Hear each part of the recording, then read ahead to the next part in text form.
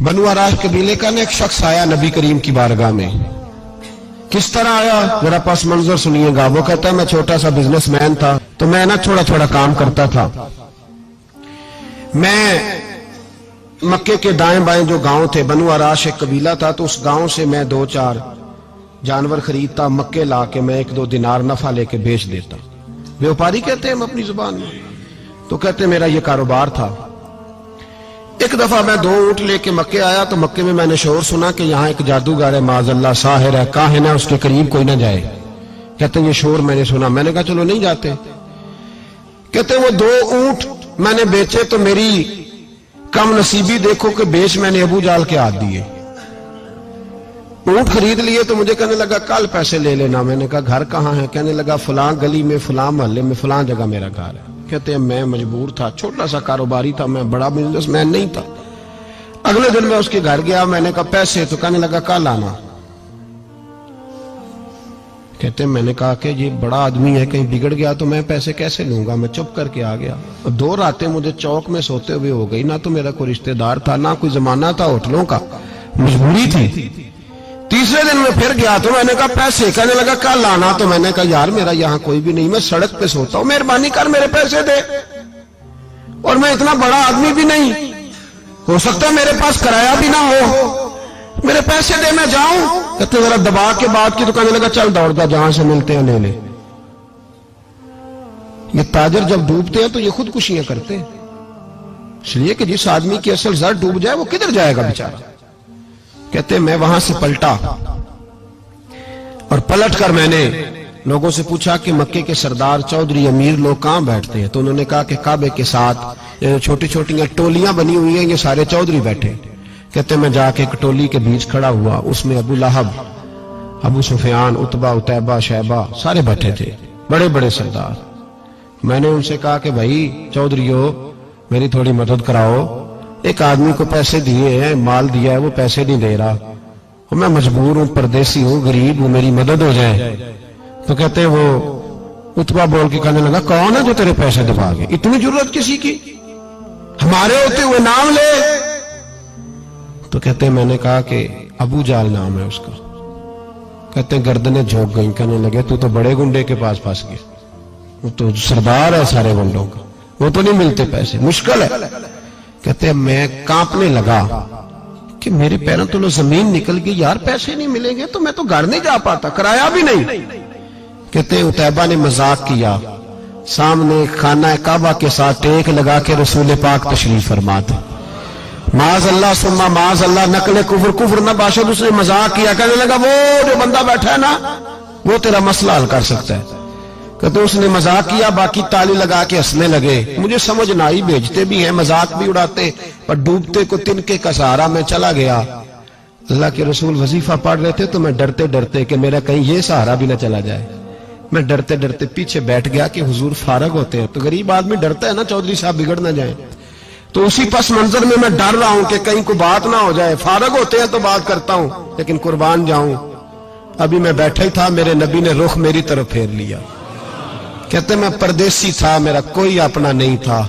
2 جملے نبی پاک نے کہے اور مجھے یوں لگا کہ بچھڑی ہوئی ماں مجھے مل گئی ہے.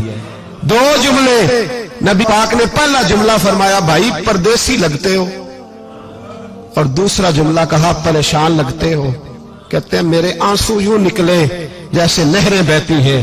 میں نے کہا محبوبہ میں تجھے جانتا تو نہیں، پر پردیس میں لٹ گیا ہوں. انشاءاللہ پردیسی کوئی بھی نہ تھی وے کخ جنا تو پارے. حضور ایک آدمی نے پیسے دبا لیے. کہتے جب میں رویا تو نبی پاک نے نہ نام پوچھا اس بندے کا، نہ کام پوچھا، میری گردن پر تھپکی دی. فرمایا فکر نہ کر، جیسے تو کہے گا ویسے ہی ہو جائے گا. کام بھی نہیں پوچھا، نام بھی نہیں پوچھا. حضور نے بازو تھاما، گھر لائے، اور حضور نے ٹوٹی ہوئی چٹائی پہ بٹھایا، اور اللہ کا لاڈلا نبی اپنے مقدس ہاتھوں میں میرے لیے کھجوریں لایا، اور حضور میرے لیے دودھ لائے. کریم نے مجھے کھجوریں کھلائی، دودھ پلایا، اور فرمایا جب تسلی ہو گئی، میں کئی دنوں کا بھوکا تھا، جی بھر کے میں نے کھایا. اب حضور نے فرمایا بات کیا ہے؟ حضور اس طرح میں نے پیسے دیے، مال دیا، اونٹ دیے، پیسے نہیں دیتا. بندہ کون ہے؟ ابو جال. کہتے حضور نے فرمایا فکر نہ کر، مل جائیں گے. تو فکر نہ کر، غم زدوں کو رضا مجدہ دیجئے تو ہے. بے کسوں کا سہارا ہمارا نبی، ملیں گے ملنے کیوں نہیں؟ فرماتے حضور نے فرمایا چل میں تیرے ساتھ چلتا ہوں، اور بھائی کو فون بھی کر دے تو مہربانی، کوئی روکا بھی لکھ دے تو مہربانی، ساتھ کون چلتا ہے؟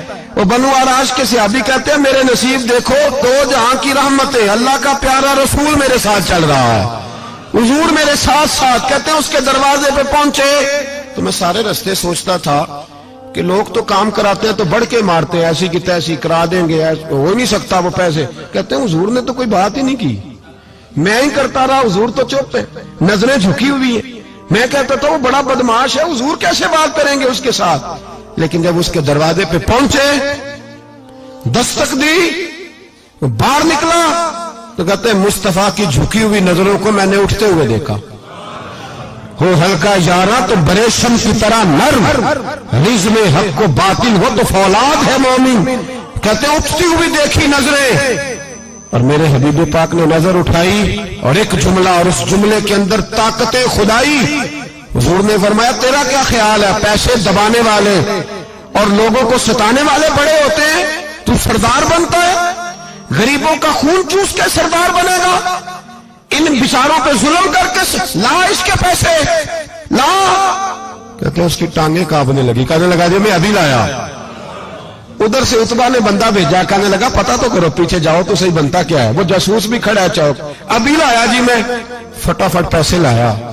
بنو آراش کے قبیلے کے وہ صحابی کہتے ہیں نبی پاک علیہ الصلوۃ والسلام نے پیسے مجھے دیے اور فرمایا ابو جہل تیری آئندہ شکایت نہ آئے۔ کہنے لگا جی نہیں آئے گی۔ کہتے ہیں حضور نے مجھے پیسے دیے، قربان جاؤں محبوبہ تیری شان پہ، میرے کام آئے ہیں، میرے ساتھ آئے ہیں، مجھ پہ مہربانی کی ہے، اور مجھے سے فرما رہے ہیں تو اگر اجازت دے تو میں جاؤں، تو اگر خود بھیک دے، خود ہی کہے منگتے کا بھلا ہو، تو کہے تو جاؤں۔ کہتے ہیں میں رو پڑا۔ میں نے کہا محبوبہ نام کیا ہے؟ اس شانوں والے باپ کا نام بتا دے جس کے ہاں آپ جیسا نور نظر پیدا ہوا، اس شانوں والی ماں کا نام بتائیں جس نے آپ جیسا لال جنا، قبیلہ بتائیں۔ تو میرے حبیب نے فرمایا چھوڑ تیرا کام ہو گیا نا، نام چھوڑ تو۔